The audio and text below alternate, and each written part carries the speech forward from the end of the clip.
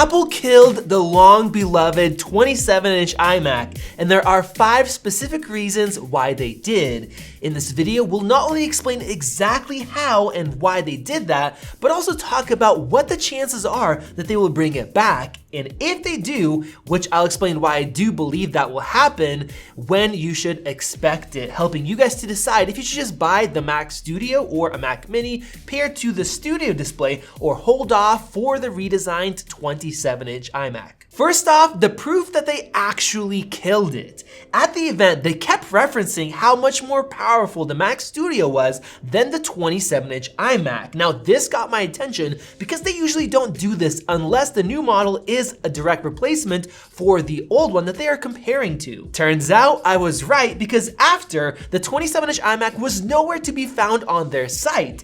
The iMac in the navigation bar only shows the 24-inch one, and even if you manually type into the URL for the 27-inch iMac, they set it up to automatically redirect to the 24-inch model. Now, for those of you guys that might think that they just removed it so that nobody will buy it while Apple waits to update that to Apple Silicon, that is simply not true, because the Intel Mac Mini is still there, and we know that the M2 Mini is coming soon. So Apple is still keeping that $1,100 Intel Mac Mini model there, right between the $700 M1 Mini and the $2,000 Mac Studio, while they wait to replace it. And to finish it off, at the end of the event, Apple said that there is only one Mac left to transition to Apple Silicon before their 2-year transition period is over, and that is the Mac Pro.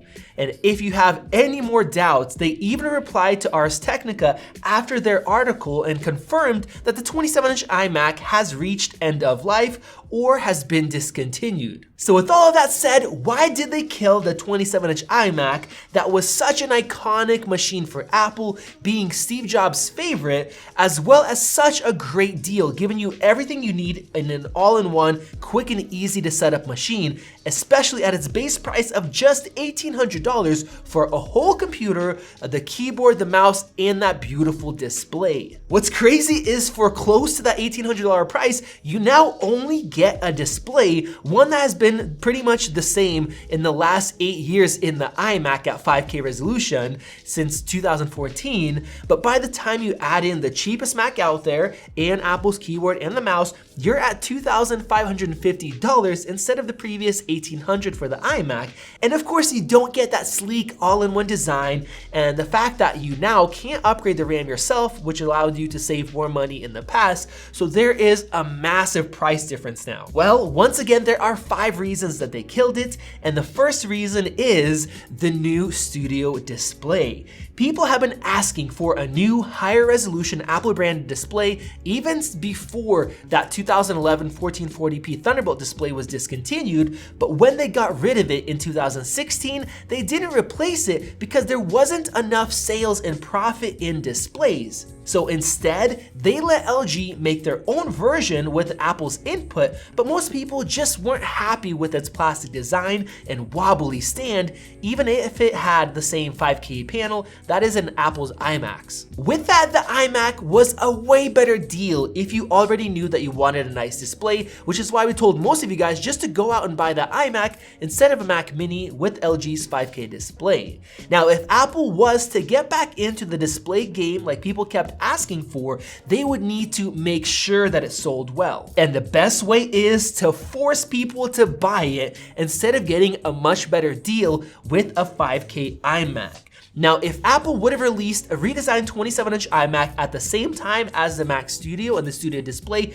I guarantee a lot of people, including ourselves, would have just bought the iMac because it's such a better value. Getting rid of the iMac guarantees that more people will buy the Studio display with the Mac Studio now, bringing in enough profit to make having a nice aluminum display for people to pair with their Mac Minis, their MacBooks, and their Studio Macs, as well as helping more people want to buy the upcoming Apple Silicon Mac Pro, since they will no longer have to buy or want to buy that crazy expensive 6K XDR display. Heck, even if they did not make a new redesigned iMac right now, but they still kept the Intel model on the website, some people would have still bought that Intel 5K iMac right now because of the huge difference in value. and because of the fact that the 2020 27-inch Intel iMac is still surprisingly powerful, which leads me into reason number 2, which is that Apple could not make the M1 Ultra chip work well enough in the 27-inch iMac redesign. I will explain why and why this matters right now. We first started talking about the M1 Max Duo, as we called it, back in November after getting leaks on the 20-core processor coming out. And later in December, we broke the hidden connector on the bottom of the M1 Max and how it will be used to create the M1 Max Duo, now known as the M1 Ultra. In that first video, we showed off how the redesigned iMac could keep up with a chip like this and keep it cool in such a thin chassis, but it turns out that we were probably wrong about it being possible because of what Apple had to do with the Mac Studio. In my 13 Secrets video, I mentioned how the M1 Ultra Mac Studio weighs 2 pounds more than the M1 Max version. And just as I suspected, the reason why is the cooling solution. Apple confirmed that the M1 Ultra version has a better cooler that is made out of copper instead of aluminum and weighs almost 2 pounds more in order to keep the 20 CPU cores and the 64 graphics cores cool enough. If Apple had to make the Mac Studio so much larger than the Mini in order to keep these chips cool, it literally looks like half of the Studio is just cooling solution, then they would have had to keep the same older, thicker iMac design like the iMac Pro with those dual fans to keep the M1 Ultra thermals under control without having throttling or without running super loud. And we know that with Apple upgrading all of their devices to modern flat-sided designs, there is no way that they are going to keep the iMac, that same exact design that's been around for over 10 years now, just in order to be able to use the M1 Ultra. Which leads me to the next one. Some people would say, why wouldn't Apple just put the M1 Max into the 27-inch and be fine with that? Well, we here at Max Tech didn't think that Apple would let this happen for many reasons, and we talked about it months ago. If we look at the prior years, Apple usually only upgrades their Macs when there is enough of a performance reason to do so, so they'll either wait for better CPUs or graphics before they make an update. Even though the M1 Max was a massive jump from the Intel 16-inch MacBooks, if you compare it to the 2-year-old 8 and 10 core Intel CPUs in their latest 27-inch iMacs, the raw performance is actually worse with the M1 Max chip than the Intel processors, and that would be embarrassing for Apple. Now, as far as graphics, the 32-core version is faster than AMD's 5700X, but not by that much, especially in raw performance tasks. If they would have released a redesigned 27-inch iMac with only the M1 Max, in many ways it would be a slower computer and it would also be limited with lower amounts of RAM as well. Now with that, every time Apple has shown off a new chip with Apple Silicon, they have shown how it absolutely destroyed the previous Intel models. But with the iMac, this would not have been the case, and to top it off, they have way more pressure now because of Intel's super powerful Alder Lake processors. To keep the Apple Silicon performance hype and marketing going that they've built up, they would need to release a competitive chip that would have huge gains over the previous iMac and that would compete with Intel's Alder Lake, and that simply would not be possible with the M1 Max in the 27-inch iMac, and many of us would simply be disappointed about that, just how people are disappointed when that same M1 came out to the 24-inch iMac, and a lot of people that need more power would start looking once again to different PC options. And with that leads me into the next one, the average sales price. The iMac has always started really low in terms of pricing, but if you wanted to get the best performance, Apple would let you spend way more money, which is what they want, up to $8,200 in 2020. If they put out an iMac with only an M1 Max, their average sales price would go down quite a bit, and in these times of rising costs for materials, chip shortages, higher shipping costs, there is no way they would want to do that. Now, instead, not only can they compete with Intel and Nvidia, but they can sell the Mac Studio for even more money, higher average sales price than the iMac before, at up to $8,000 for the computer itself, plus the price of the display, the keyboard, and the mouse, overall raising the costs while having lower, raising the price of it, but having lower costs for themselves since they make make these own chips. So that is great profit for Apple. And lastly, Apple is trying to change their branding, and they've been doing a great job at it, from being a company who doesn't listen to their customers to one that cares a lot and has much better brand perception like they used to have.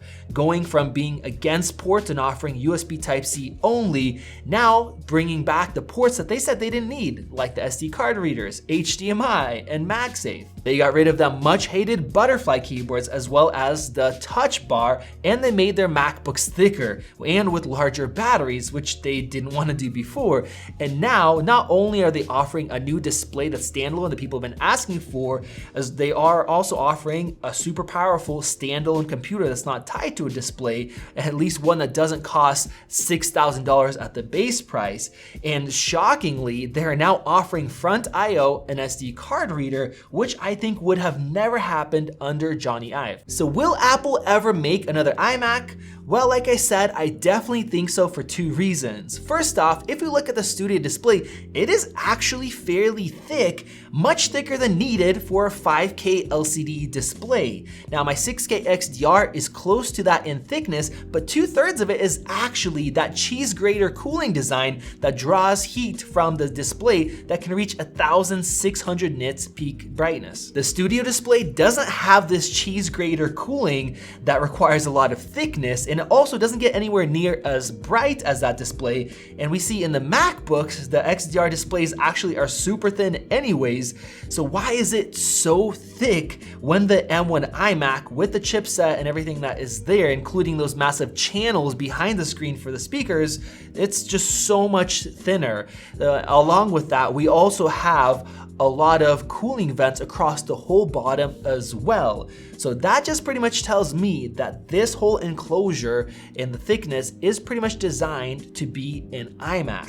And with that, we have also had rumors of an iMac being in production, and just a few days ago, we actually have updates from reputable sources showing that an iMac Pro will come out, and it will have an M2 Pro and M2 Pro Max chip in it, with the updated M2 Ultra being saved for the Mac Studio, probably due to cooling. So when will it come out, and is it worth waiting for it? Well, since Apple said that there's only one more Mac that they are going to be transitioning from Intel to Apple Silicon in that 2-year period, which ends this winter, we also know that that is the Mac Pro, not the iMac. That means that we should not expect the redesigned iMac to come out before that. Now, the 27-inch iMac didn't yet get transitioned, as we know, obviously, but instead of transitioning it, they just flat out dropped it from their site. And that means that they're not planning to have a transition in that period as well. So we know that that's kind of not going to happen. Now, with that, we are now seeing that the M2 based chips will be inside of it. And we also know that the first M2 chips are going to be in the lower end models like the MacBooks and maybe the Mac Mini. So we would expect that to happen later, most likely in 2023, maybe this spring or later than that. Meaning we have pretty much at least a year wait for that new iMac to come. So is it worth waiting a year? Well, you gotta ask yourself, are you willing and able to wait that long? And with that, if you're not, can you afford the extra price of having to buy the Mac Studio, the display, and keyboard and mouse separately? If you couldn't afford it or you can't wait, then I would pick one of those up. And with that, if you need an Ultra chip with more CPU and graphics cores, that's likely gonna stay in the Mac Studio. So that's another reason to buy that Mac Studio now instead of waiting. For those of you guys that can wait and you don't want to spend the extra money on the separate displays in Mac Studio, I would say go ahead and wait another year for a better value all-in-one iMac to be released. There you guys go. That is why we don't see the iMac right now, and also when we'll get it. Check out the deep dive right over there that we did. You're going to be very interested in that. Click that circle button to subscribe because we have a lot of content coming out on the Mac Studio and this display. This has been Max, and I'll see you in the next video.